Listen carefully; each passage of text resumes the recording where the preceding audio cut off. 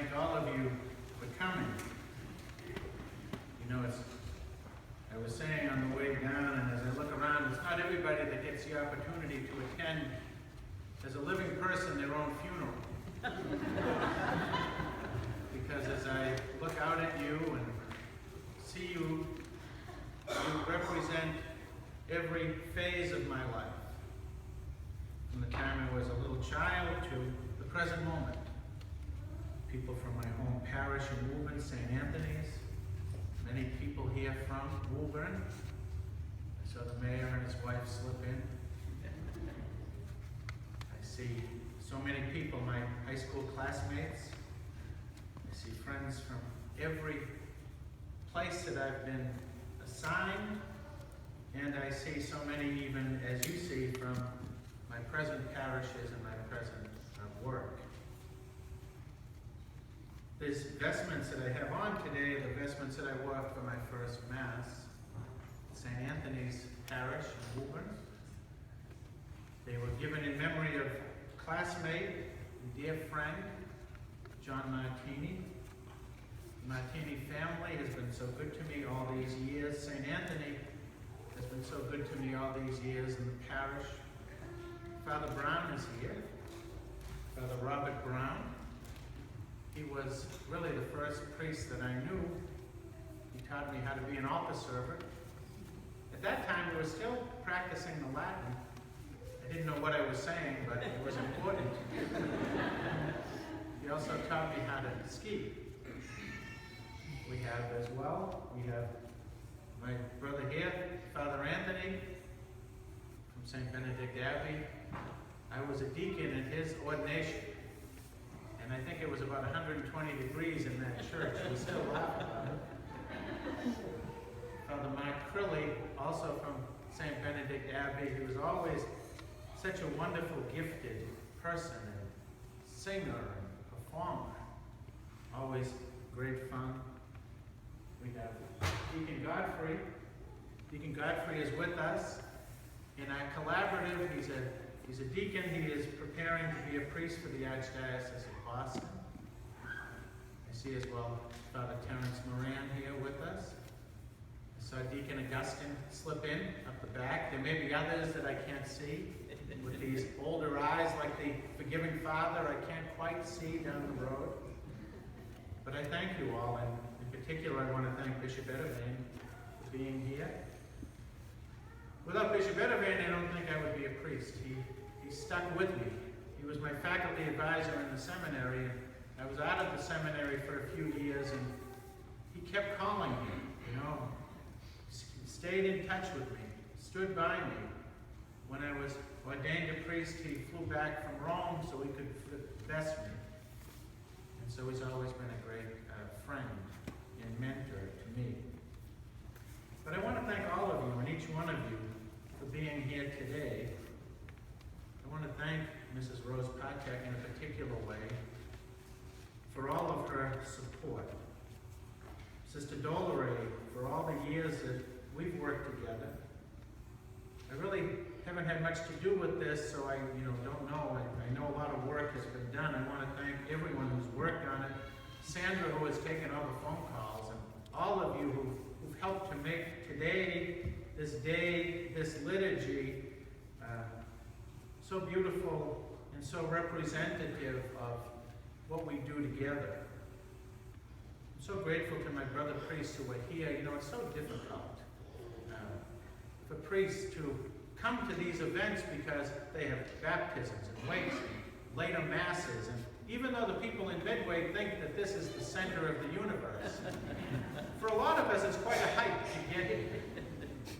And so I truly do appreciate not only those who are here, but all the priests who've ministered to me in my life, and to all the priests that I've lived with and worked with through the years. So many of them now with the Lord.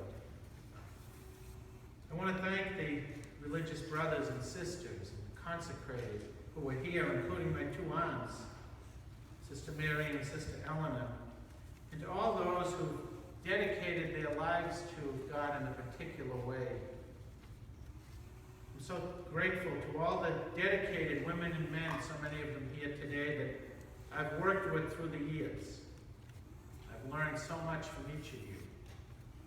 Thank you to all the people in all the places where I've been honored to serve.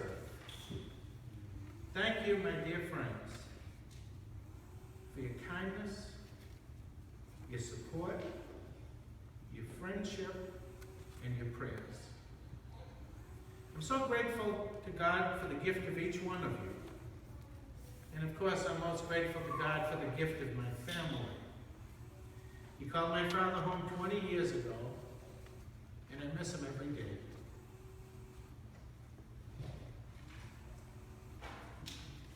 It brings me great joy to share this day with my mother.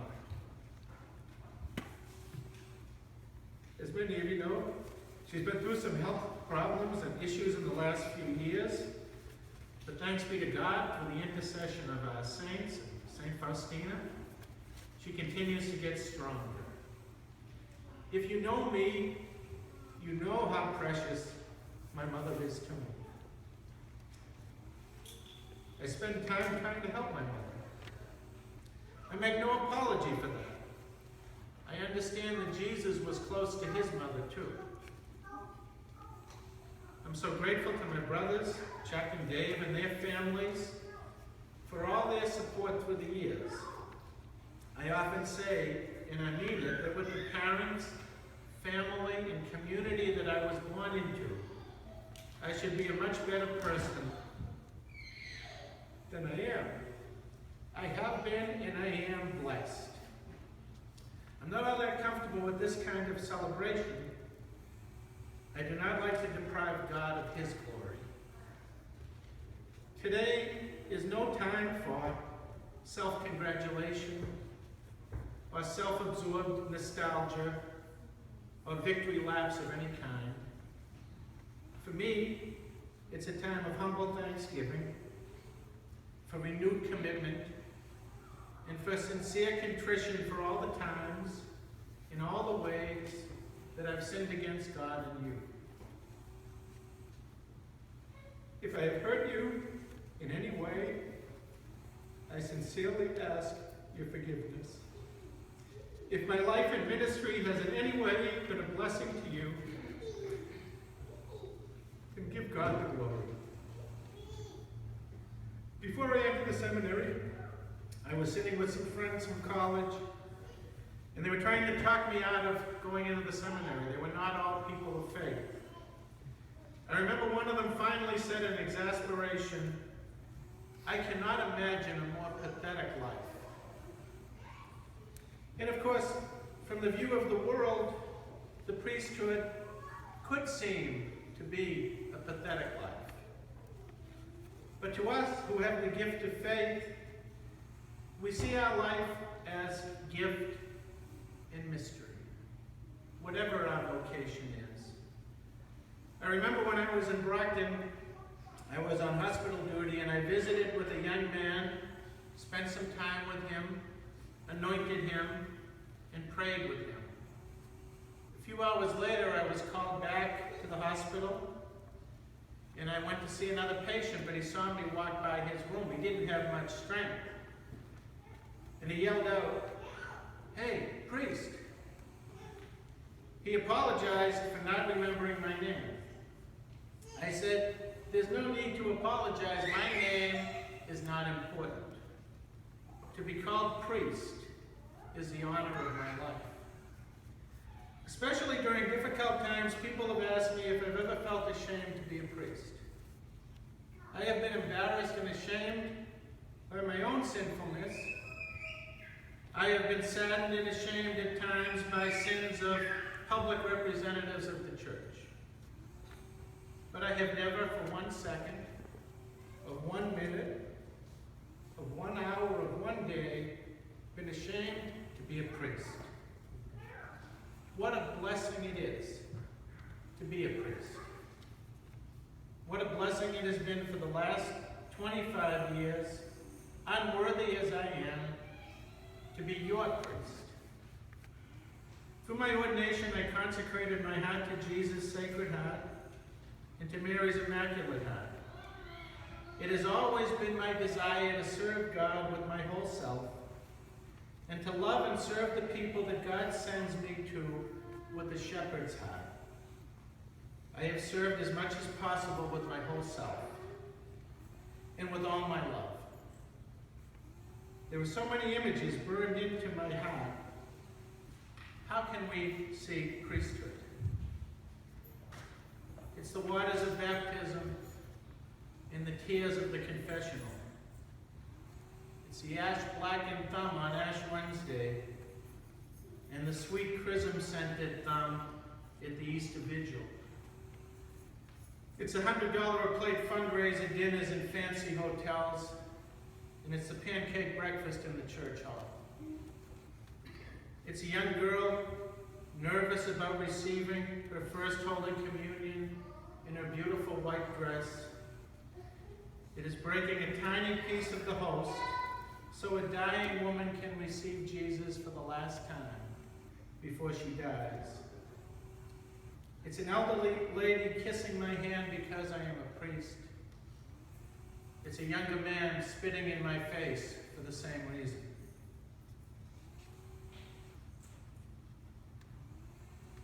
It's the impromptu talk in the religious ed classroom. It's the sleepless night, trying to find just the right word for the difficult funeral homily when there are really no words to say.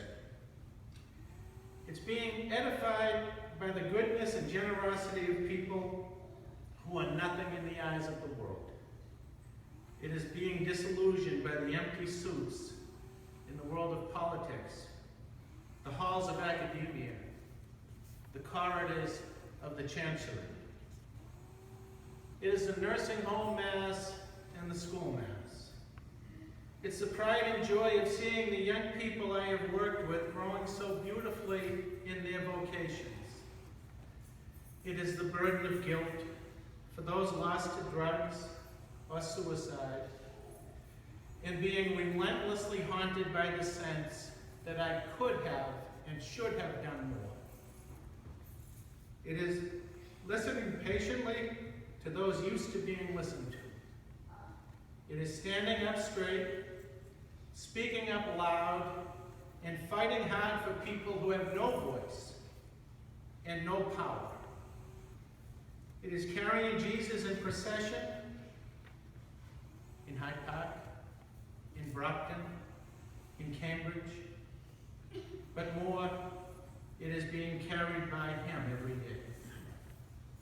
It is May crownings and stations of the cross. It is rosary and chaplet of mercy. It is being thanked profusely for things that I did not even do. It is being forgotten by people whom I tried to move heaven and earth for. It is the angelic choir in the parish on Easter Sunday morning. It is every verse of Amazing Grace being sung by the prisoners in Plymouth. It is the grace of leading pilgrimages to the most amazing places in the world. It is quietly canceling vacation plans or erasing a longed-for day off because someone needs me. It is standing at the altar waiting for the bride and the groom. It is waiting at the front door of the church for the casket of a dear friend.